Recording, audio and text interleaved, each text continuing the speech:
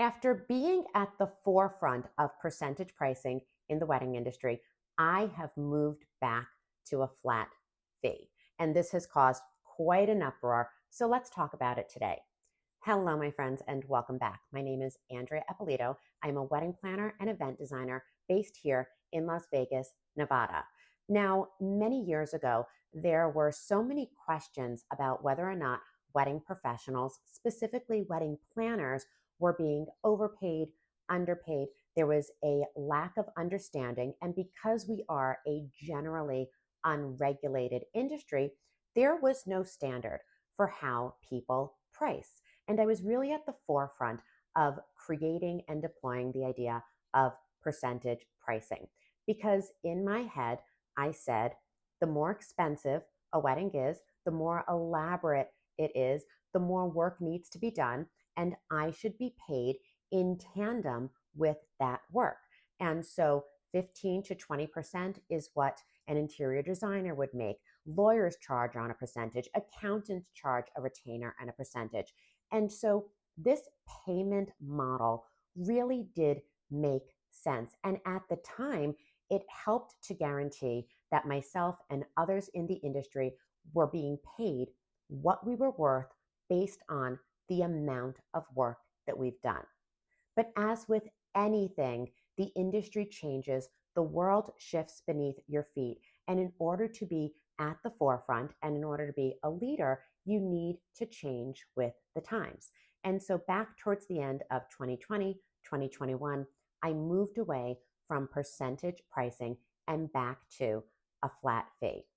Let me take you through my thought process, how this has impacted not only my business, but my couples, and why I think it is a much more valid form of pricing.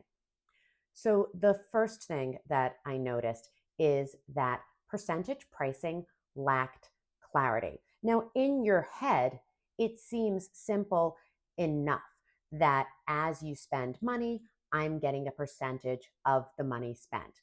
But the reality is, the spend is always in flux. The spend is always changing. And one of the greatest gifts that you can give your couples as a wedding professional is clarity, because clarity breeds confidence. And that is something that is going to carry through the entire planning process.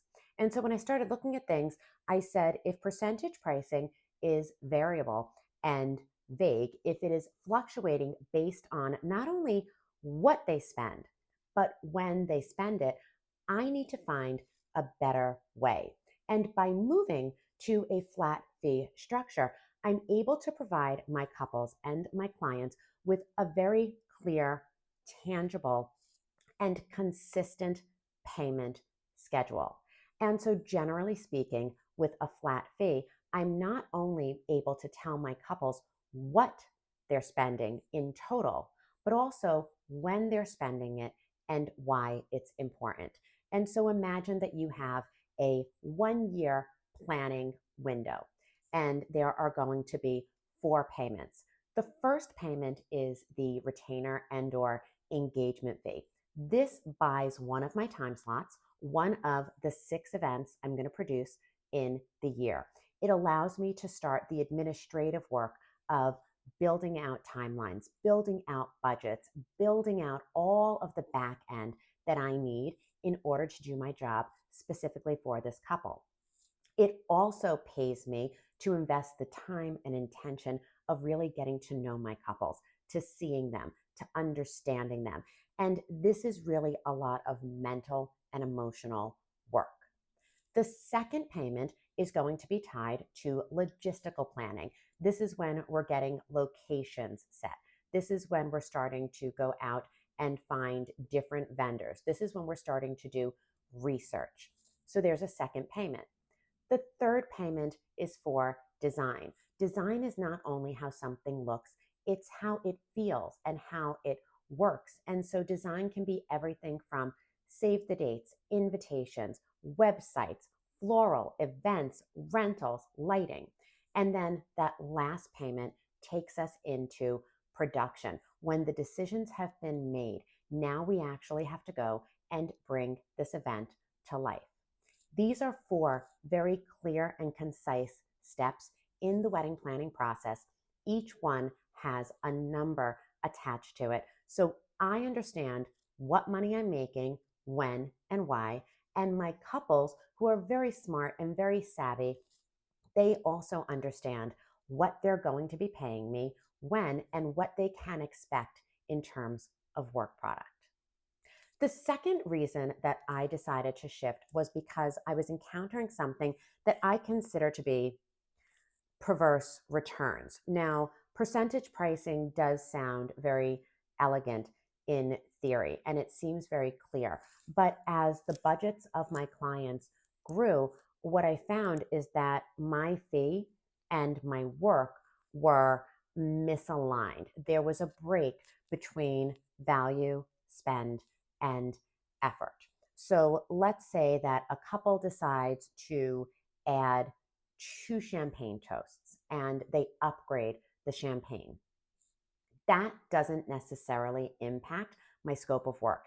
It doesn't mean that I have to do anything additional at the tasting. It doesn't mean that I need to have any more risk. It doesn't involve any more thought. But I was being paid a percentage on the expense of upgrading. It's the same thing with maybe adding 1 or 2 more tables. There's a table rental, there's 10 chairs, there's another centerpiece. Did it absolutely change my scope of work? Did it add more risk? Did I have to do any really big, heavy lifting? No, I had to send an email. But I was being compensated at a much higher rate simply because my clients were choosing to spend more. And it started to feel like, are you suggesting things? Are you suggesting a better wine? Are you suggesting a shellfish tower? Are you pushing me to a more expensive dress because you're making more in the back end? It muddied the waters. I didn't like it. It's not how I wanted to do business. I want to be paid exactly what I'm worth. No more, no less. I want to be paid well for the work that I'm doing, but I didn't want there to ever be a question about whether or not I was running up the bill because I was gaining in the back end. And so a flat fee allows me to say my intellectual property, my creative vision, the project management, the vendor management, the emotional investment that I am making to provide you with a transformative experience has a certain value. And that's the only thing that I am going to be paid. Now, the next thing that a flat fee does is it provides mutual protection, protection for myself and protection for the couple. Now, what does that mean that a flat fee is going to protect both parties? Number one, for my clients and my couples, they no longer feel like they are being financially penalized when they fall in love with something that costs a little bit more. They have the freedom to say yes to something that excites them, whether it be a portrait studio or a more expensive entree or adding another element. They can say yes, not because I know I'm going to make more money, but because it excites them, because it's going to be a wonderful addition, because they're making the right decision for them at the right time. Now, a lot of you are probably thinking, it sounds like you're making less money. How is flat fee pricing protecting you? On my side, I'm protected if the wedding is scaled down in any way. So let's say that we start planning a wedding for 100 people. And as we go down the line, something happens and suddenly we're no longer planning for 100. We're only going to have 70. On a percentage-based pricing model, I'm now going to make significantly less. There are 30 fewer people needing chairs. There are 30 fewer people needing a bar, needing an entree. There are less centerpieces, less rentals, less labor. And yet, I still had to do all of the work. I still had to dream and think and design. I still had to contact and manage vendors. In a lot of cases, having a wedding scaled back creates even more work. And so now I'm not worrying about what these edits are going to do to my financial impact. I'm also not doing anything because my compensation isn't decreasing based on the fact that the clients made changes or that we had a smaller turnout. My compensation is tied very specifically to the work I did, when, where, and how. Pricing is a partnership. It's a conversation between the person who wants the service and the person who is providing it. And I just really felt that by moving to a flat fee, this partnership was going to be based much more strongly on fairness, on flexibility, and on mutual respect for both the work that I'm doing and the experience that my client seeks to have.